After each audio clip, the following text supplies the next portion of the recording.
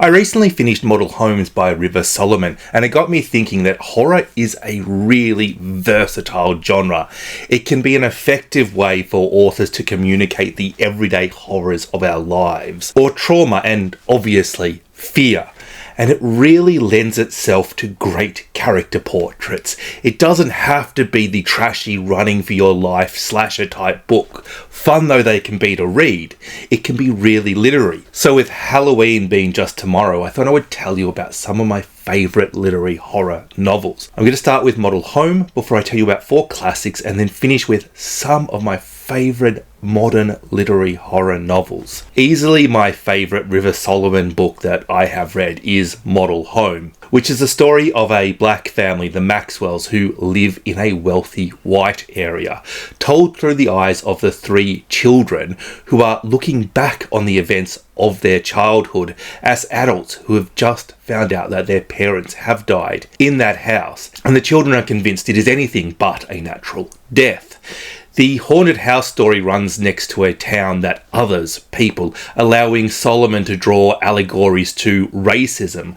One of the characters is LGBT, identifying as non-binary, and changing their pronouns and identity in just about every timeline we see them in, allowing Solomon to compare racism to homophobia and transphobia. We are not learning about black people or queer people in this novel, but rather about how people treat them, about how society treats them. The novel goes to some quite dark places, so be prepared. I'll go into much more detail about this book in my wrap-up video, so make sure you subscribe for that. But this video is about quick reviews to give you a flavour and get as many books on a list for you to read as possible.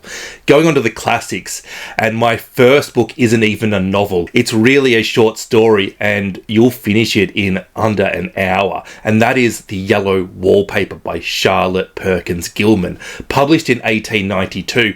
This has really come back into vogue of late due to its heavy feminist and or mental health scenes. And I've said and or because this book is so good at uncertainty.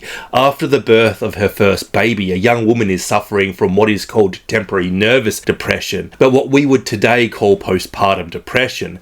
She is prescribed bed rest and appears to be slowly descending into hysteria. As she descends into madness, the husband's role becomes more and more extreme, and the reader is left questioning, is this a well-meaning husband responding to a wife who herself is showing some pretty extreme behaviour, or is he an abusive husband who uses a combination of gaslighting and coercion to lead his wife towards hysteria? What I love is the husband gaslighting is a very modern feminist interpretation of a very old novel, and one that is both different to what Gilman has said about her own work, but that also doesn't contradict what Gilman has said. Gilman was writing with the intention to centre women and to criticise the opinion of the time that women were mentally fragile and were often the victims of oppression by the medical world, which is a very feminist interpretation in itself. The Yellow Wallpaper is referenced in a lot of literature and television. It is a story that will stay with you long after you've finished reading it. It's really short, not even 30 pages, so get on it. And if I'm going to talk about classic literary horror novels, I need to talk about Shirley Jackson. And everybody will think, well, Shirley Jackson, The Haunting of Hill House, which is an impressive novel, probably the most important haunted house novel ever written. But I think Jackson's best novel is We Have Always Lived in the Castle. Told through the eyes of Mary Cat, an 18-year-old girl who lives with her agoraphobic sister Constance and her sick uncle Julian on an estate. 6 years prior, the sister's parents, their auntie and a young brother all died after eating blackberries with sugar that was laced with arsenic. Julian survived the poisoning, having ingested arsenic. Mary Cat was sent to her room for misbehaving, and Constance didn't have sugar on her berries. Constance was arrested for murder and consequently acquitted, although the entire village knows what she did and have ostracised the family for it. Which leads to a very interesting psychological impact upon Mary Cat.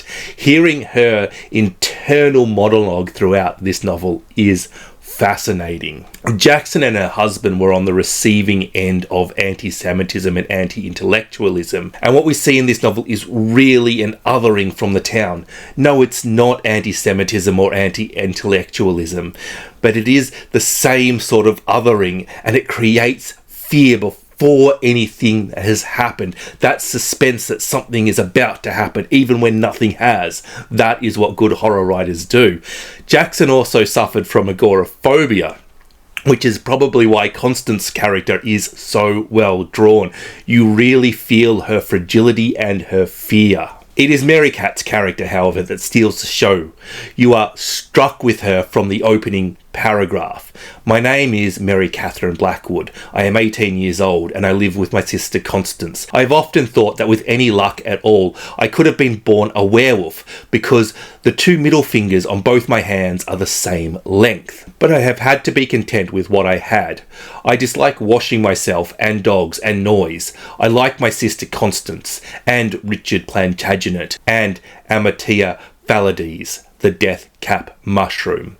Everybody else in my family is dead. From one of the most iconic opening paragraphs in literature to one of the most iconic opening sentences. Last night I dreamt I went to Manderley again. It may not be a traditional horror novel, but Rebecca by Daphne du Maurier is what I like to think that Jane Austen would have written if she put away her wit and tried to scare the bejesus out of us. Rebecca blends quite a few genres, and horror just happens to be one that is included, if only for the feeling of dread and uncertainty that this novel has.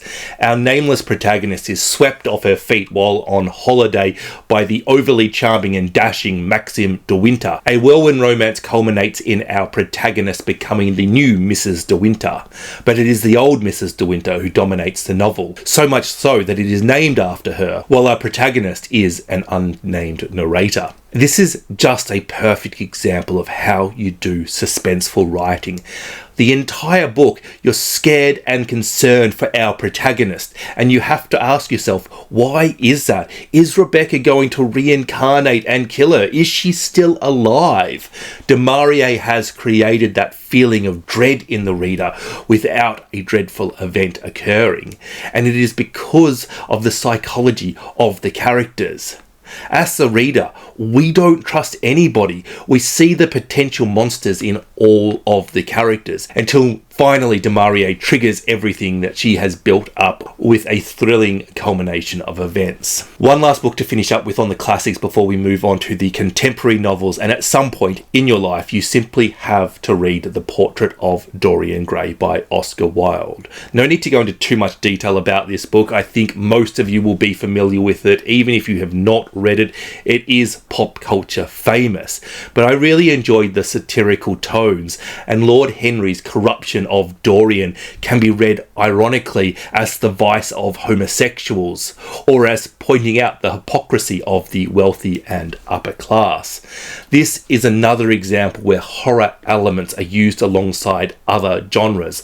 Wilde is really an Irish Voltaire with his wit, humour and satire. I've given you some classics, now let's have a look at some more current novels. Argentina is developing a writing scene that is becoming famous for its horror novels, and horror novels that have a bit of depth. And Tender is the Flesh by Augustina Bastor, Rica, translated by Sarah Moses, is a classic example that blends dystopian into the literary horror mix. A world where humans are bred for meat by other humans. I love the little pieces of misinformation littered throughout this novel. It's done in a way that is so trusting of the readers. Readers could easily miss things or call Bastorica out for just being wrong, not realizing that she has been wrong intentionally. Nothing, I think, better highlights this than the science that proves that humans can't live as vegans, so have to raise other humans at meat. And at no point does anybody ask, well, what do we feed the human livestock? You could look at this book that is looking at how we treat cows or any other animals that we sell as meat and replacing them with humans as an attempt to make you empathize with the animals that we slaughter. Vegan propaganda, if you like. And I don't think that that is an incorrect interpretation. I just think it's more complex than that. Ultimately, we have this example of a stratified world where there is two classes of humans divided by who gets to eat who. Then there is a third class in this world, those not eaten but are ravenous, feral, and will attack meat trucks in the hope of winning meat.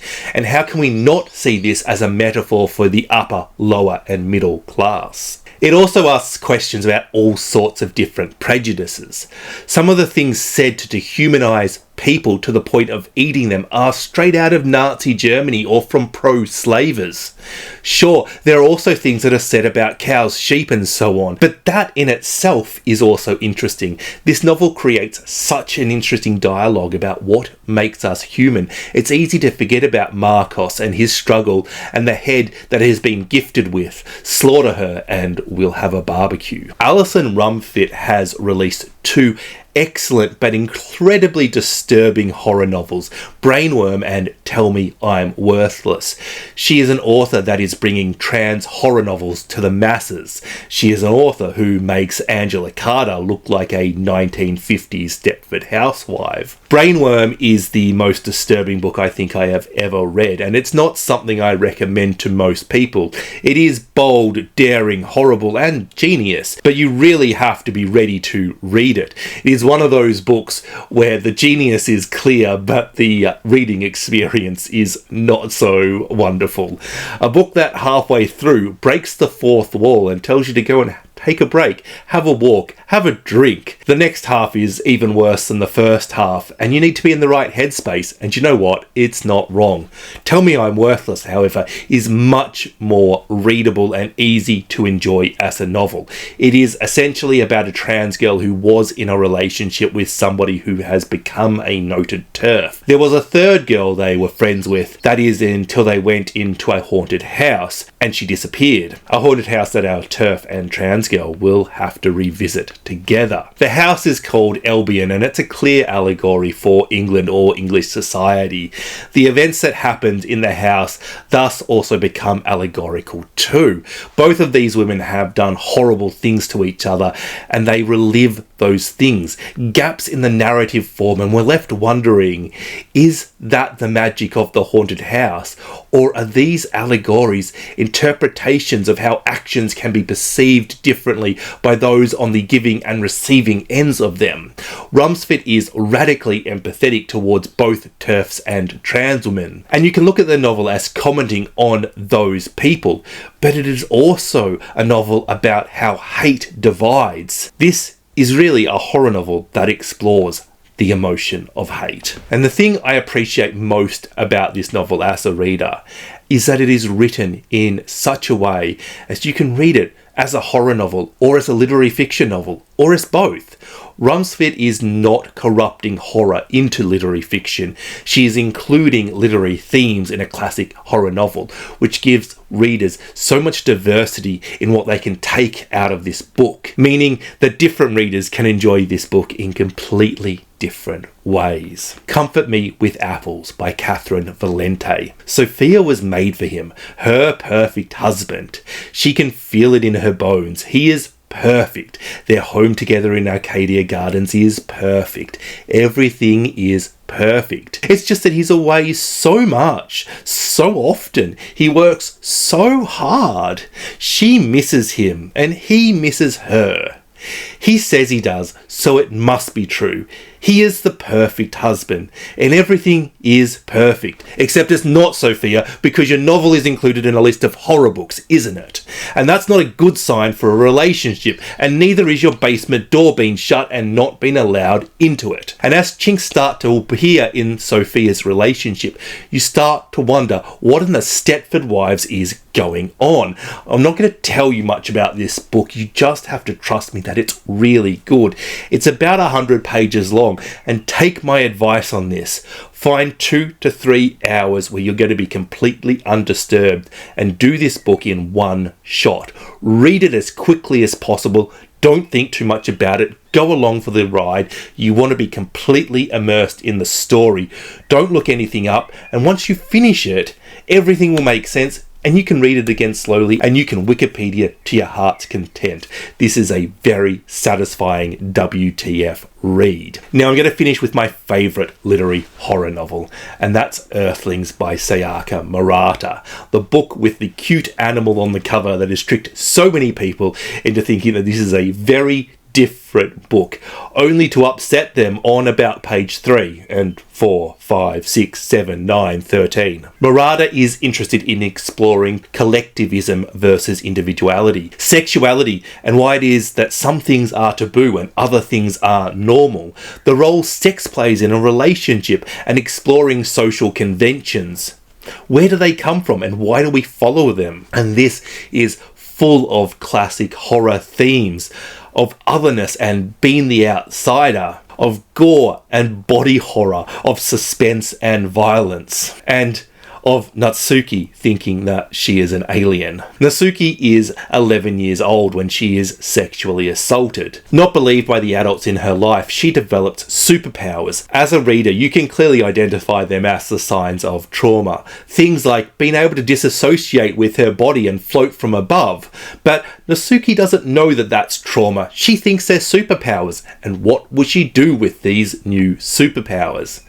As an adult, Natsuki is married to an asexual man, pretending to be normal, but this leads to her friends and family wondering quite vocally towards Natsuki, why isn't she pregnant yet? Natsuki's cousin, Yu, agrees to marry her when they were both 11, but forcefully separated by their parents. They haven't seen each other in almost 20 years. When Natsuki and her husband meets up with Yu in the mountains, a truly wild and bizarre sequence of events occurs. This breaks just about every taboo you can think of. It is transgressive, it is grotesque, it is unsettling, and it includes so much body horror. It's a real love it or hate it novel that divides people on so many opinions, but I think everybody will agree that after finishing reading this, you'll need a stiff drink and a lie down. I'd like to thank my wonderful patrons for their support. Please don't forget to like this video and subscribe to this channel. Thank you for watching. Bye bye.